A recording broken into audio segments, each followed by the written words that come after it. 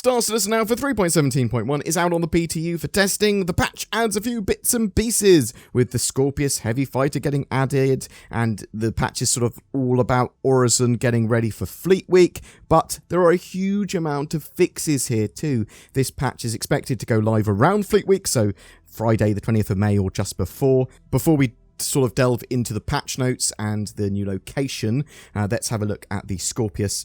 It's a two-seater heavy fighter.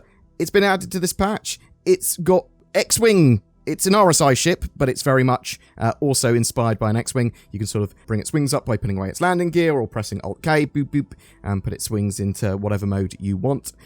It's a two-seater heavy fighter. It's got a moving turret for the gunner, so the turret can literally go from top all the way to the rear of the ship and fire behind and below the ship if you want to. But it's basically just got two modes. On top, pew pew pew, or on the bottom, facing to the rear.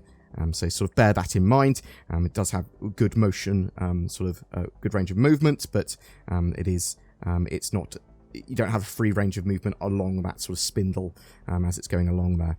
It's very maneuverable at the moment. It's a known bug how maneuverable it actually is. Originally, the ship was available from $200, 220 store credit, but I'd expect it to get like a 10 to 20% increase on that value when it goes back into the shop for the release of 3.17.1. It's not going to be available to buy in-game, at least for this patch. It will be in the future. Weapons on the wingtips might be an issue for some pilots and players worried about attrition damage. I think it can go to like 1250 meters a second speed-wise, which is pretty good. And as I said, it's super agile, but it needs to be balanced, and we'll see where that falls after they go through the PTU. It's got good forward firing power from the pilot, though there is currently a bug that only has a couple of its weapons firing from its wings, but that will get fixed. The turret, though, has a lot of pew-pew in addition to that. You almost have sort of like the power of two smaller ships here, and because of the sort of range of movement on that turret, you can focus on two separate tasks. You can go, well, I'm fighting this ship, I can get potentially some help from my turret gunner, but he can maybe shoot parts off a larger ship, that sort of thing. I see this used in a lot of different ways. You do have 8 size 2 missiles as well, which will help in a pinch. I think it's a really good looking fighter. It should be moderately tanky, having a size 2 shield, probably a bit of armor. Obviously the weapons on its wingtips, yeah, it's going to suffer from that potentially if they get shot off. But now you have an X-Wing in Star Citizen, which a lot of people are going to be happy about. Something else I want to talk about quick as well. The new window interior mapping shader is a little bit buggy at the moment, but it's a new graphics shader that adds sort of depth and 3D effects to, well, I suppose just the window, but it makes the interiors of buildings look alive. It goes, this is a very cheap, resource-efficient way of going, there's a window here, and you can sort of see into it, but it's faked. For the most part, from what I can tell, and at the moment it's pretty buggy. But when you've got like an 890 jump, when you've got big fleet battles in the future, they can't show all the interior of the ship and sort of render that at super long distances, because that would be madness. But they want to use things like this window shader to go, well, you know what? It gives the impression of depth in a ship and doesn't break your immersion, doesn't give you that sort of like terrible performance hit. It's just a nice solution to that problem. Hopefully it will look a bit better once they sort of refine it and implement it a bit better in this PTU patch. There was a lighting polish pass for Hurston's volumetric clouds. They updated the intro bounty mission ship AI to be a more balanced experience for new players. They've increased the shield health of size 2 shields, which is good news, I suppose, for the Scorpius, which has a size 2 shield. They've added the ability for players to now purchase shop items directly to their ships, which is fantastic, as long as you've got enough storage volume there. This makes trading and purchasing and selling all that sort of stuff a lot less faffy.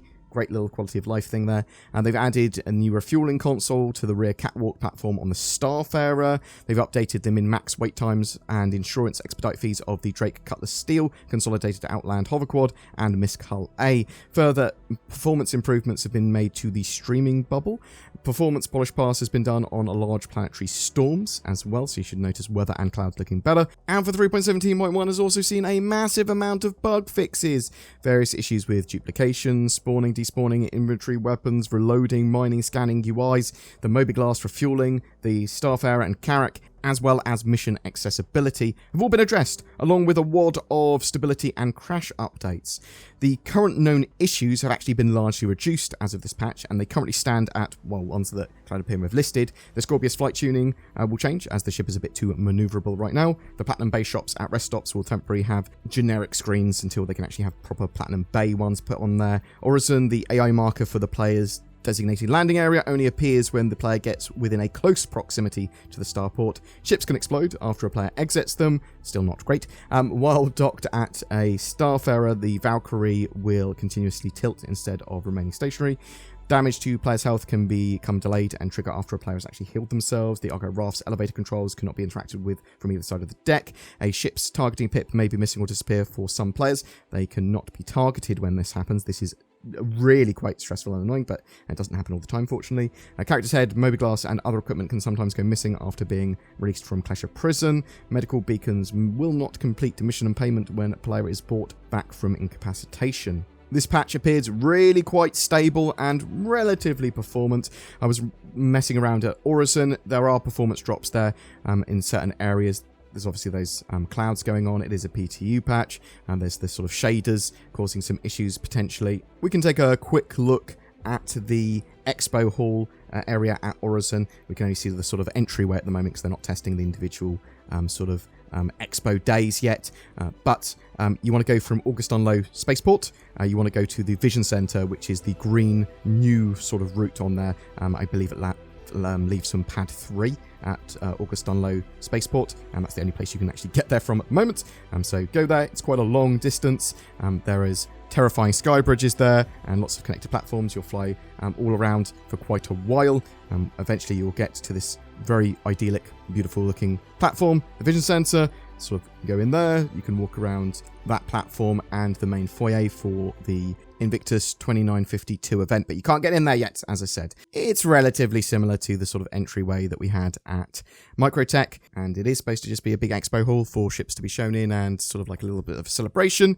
There are lots of signs saying around that there is a expo on, or whatever, that like, oh, join us for the expo at these dates. However, there's no sort of pointers to the expo is on this way, but they almost certainly will add those later. Cloud Imperium like to do that sort of signposting. Anyway, boom, that's your little teaser at Star Citizen Alpha 3.17.1. A little look at the Scorpius. We will be trying it out in some combat tests, especially when it gets a bit more refined and they tweak it a bit. I don't want it to mess around with it when it's super maneuverable and only half the pilot guns work, but we will have a look at this. I really want this sort of ship to be usable in Vandal and Pirate Swarm, but also be able to have that second player in there as well, because these sort of ships, some multi-crew ships in Vandal Swarm, would be really good fun. But please tell me what you think. Are you looking forward to 3.17.1 and all the fixes there? Do you think it's going to be a great patch for Fleet Week and that free fly event? What do you think of the Scorpius? Do you love the idea of having an X-Wing styled ship in-game? Or is it something you're like, oh yeah, adds a bit more to the game, but I'm not really interested in fighters or this particular fighter? Whatever your thoughts, I'd love to hear from you in the comments below. I saw NordVPN once. I was in a forest, late at night. I'd got lost, and then I heard it, an unearthly sound as if the wind was talking to me. NordVPN.com/BoredGamer. Then I saw him run at me. He was so free, almost as if he could be anywhere in the world. America, France, Australia. He was so secure, protected in layers of encryption that I could not even fathom. So majestic. Well, I heard that NordVPN was as big as a bear and could kick your head off. I've also heard that, which is why, just in case, I go to nordvpn.com/BoredGamer to appease the beast. You can find links to that down below. If you're looking for a new god, why not try NordVPN? Every month we have a ship giveaway. This time for May, to celebrate Star Citizen Alpha 3.17's release, we're giving away 3 prizes to 3 separate winners. An Origin 100i luxury starter ship, a consolidated Outland Nomad versatile freighter, and an Aegis Avenger Titan multi-role ship.